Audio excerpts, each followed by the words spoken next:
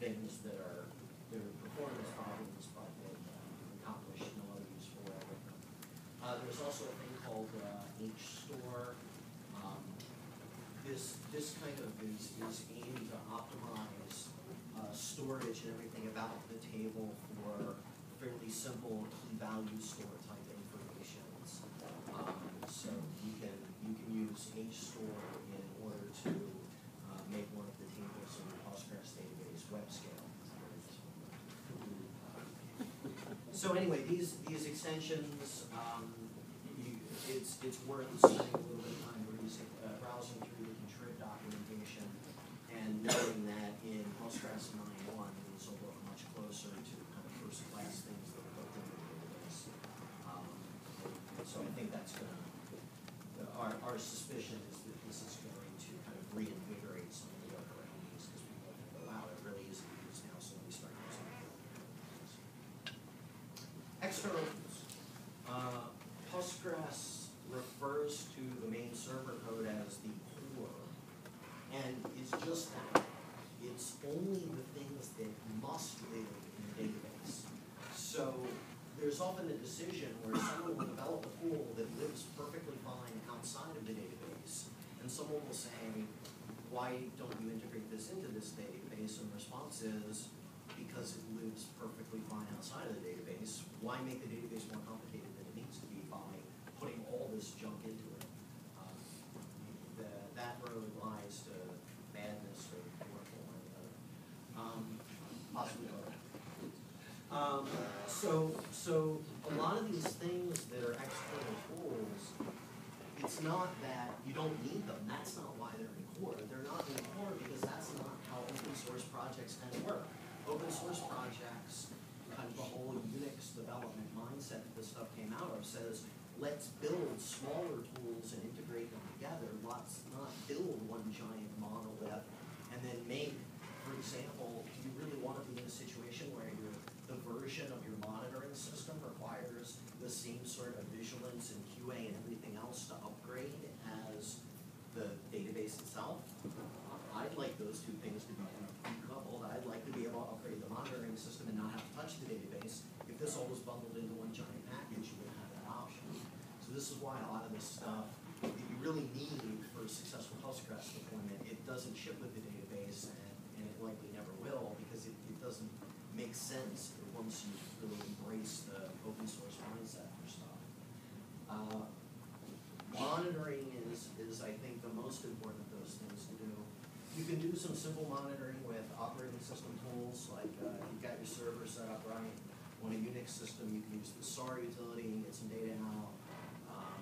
If you're on Windows, you can even, we're going to help you use the Windows system monitoring tools to get performance data out of it. The trick is, you also want to monitor database stats. I mentioned PGStat user tables a couple of times. That's the one that's just really got tons of useful stuff. There's also I/O related one, PGStat I/O, PGStat index. There's all kinds of stuff. What you really want to do is you really want to capture operating system level detail, information about CPUs, information about disks, all these other things, and database information. How many rows have been updated? Are there long-running transactions? You want the same tool to capture both of them if at all possible, because where this stuff really gets powerful is if you've got a common timeline that you've been collecting data at, and you can see when these events line up. And I'll show some examples of that. Two examples of good open source tools that you can just get up and running without too much headache are Munin and Cacti. All the examples I'm going to show here are generated with Munin. Munin is really easy to get up and running. And the minute you get it pointed at your Postgres database and it's talking to it, it's just going to fill in this gigantic stack of useful Postgres graphs for you, and you're done. It's as easy as can be once you get that. So I recommend that people, if you're not doing any monitoring at all, you almost certainly can get a Munin database up and running fast enough to be better than nothing. And what I'm increasingly finding happen is people throw up well, let's put a quick Munin database up, and then 3 years months later, they're going, maybe we should get a better thing than that Munin database, and, that Munin monitoring. The main trade-off, it's like, well, then why does everybody use Munin? Why is this the standard tool? Munin is a very heavy kind of program as monitoring systems go. The thing you have to run to collect the data is a little bigger than you'd like it to be, and the thing on the server side that actually processes all this data and generates the graphs, it just doesn't scale to a huge number of servers. So if you have 10 servers, by all means, use Munin for it. If you have 100, you're probably going to discover it's not satisfactory. Cacti is much better at that. There are actually some specialized monitoring systems aimed at the specific job of, I have thousands of nodes I need to monitor, and I'm not really going to talk about those, but they're out there. If you're in that situation, you may discover neither of these scale as to monitor giant networks and whatnot. But if you're just getting started, these are completely appropriate tools to consider. And Munin comes with more out of the box and is easier to set up than it is, so that's why I'm going to start with that.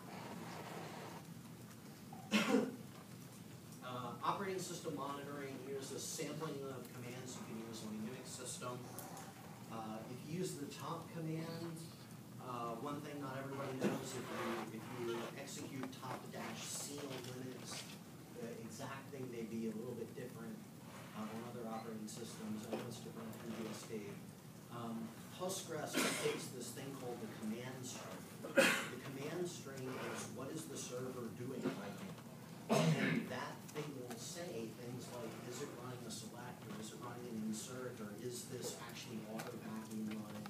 So you should be able to get information out of top that shows you what the server's doing. So rather than just seeing I have 100 Postgres processes, you'll see, I have these processes that are running select, I have these processes that are running insert, and give you a much better idea what's going on. The stat at a 1 second interval is kind of the standard way to figure out, what's kind of low level, what's the server doing as far as talking to disks at a big scale. The IO stat command, those are the flags I normally use. That's the usual thing for what's actually happening with my disk drives. Are they being used all the time? Are any blocks are going back and forth? And the only reason for Y5 instead of 1 is that if you run IO stat at 1 second intervals, you'll discover you see it bounce back and forth between all the individual disks on the server, and you give it 5 seconds worth, you tend to see better average than that. There are some more advanced tools that are floating around as well that have some use to them. HTOP is kind of a fancier full color top replacement. The main thing that I like HTOP for is that if you're running a Red Hat Linux server in particular, there are some fancier things that you just can't do with top, and you can't get IO top installed. So HTOP will let you track some things related to disk IO that you just can't get on the same screen like anything else. IO top is another neat utility. Again, it's not really available in Red Hat Linux systems running Red Hat 5, but on pretty much anything newer than that, it should be available to you. That actually shows you how much disk every individual process is running on the server. So you can see who's reading data, who's writing data, and you can discover things like, gee, how much of the workload is the background?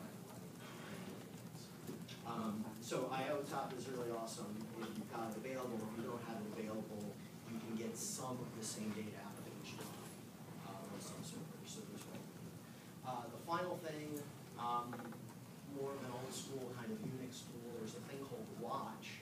If you run watch and you give it something, maybe you're printing a file out, maybe you're running a command or something like that, watch will run that thing periodically and then update it, and it'll turn simple things into like a real-time updated sort of thing. So, an example is on Linux, you can look at this file called /proc/meminfo, which shows you what's going on with memory in Linux right now. And if you do watch /proc/meminfo, you can kind of get this real-time thing that updates once a second, and you can actually see like things move around between the sections of memory and the server, and you've got that thing up and running. So if you've got something that you look at it and you go, I want to watch this and see when it changes, you can probably automate that using watch rather than being the person who's stuck there hitting under